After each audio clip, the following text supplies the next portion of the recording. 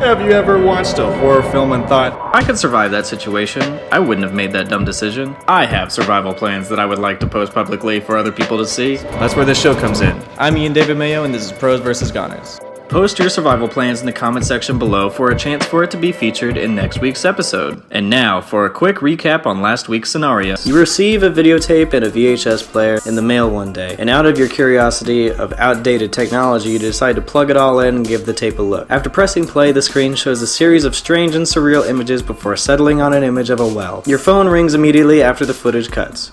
You answer and hear a voice that says, 7 days. You immediately call a friend and tell them about what happened, and they say, you're probably gonna die after 7 days. What is your plan for survival? Mako Junkie said, the first thing I do is destroy the tape using a magnet to warp the cursed content and then burn the VHS altogether. After the artifact is gone, I get rid of every TV and screen in my home by the 7th day.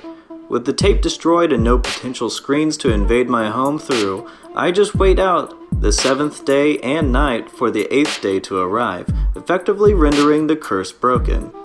This is a great plan, though this assumes that destroying the tape stops the curse.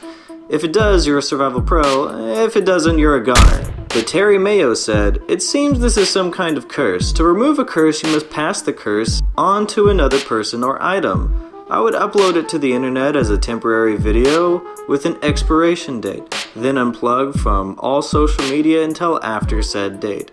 Several should view the video and the curse should pass on to them. I might kill several, but the curse should be long detached from me.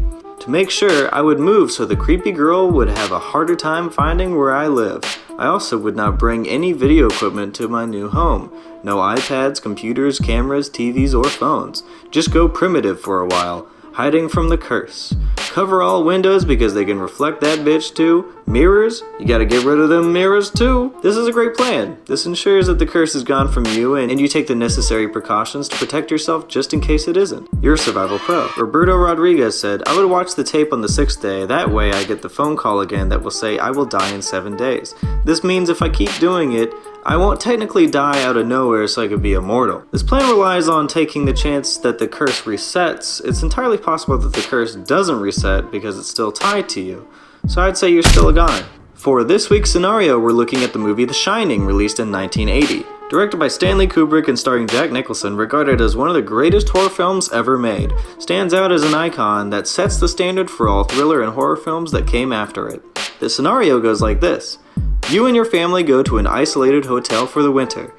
The hotel staff inform you that the hotel has a violent history where the previous caretaker got cabin fever and murdered his whole family.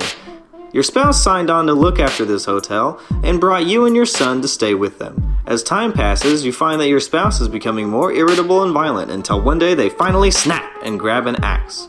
Your spouse swings and misses you and your son. How do you plan to survive against your violent spouse?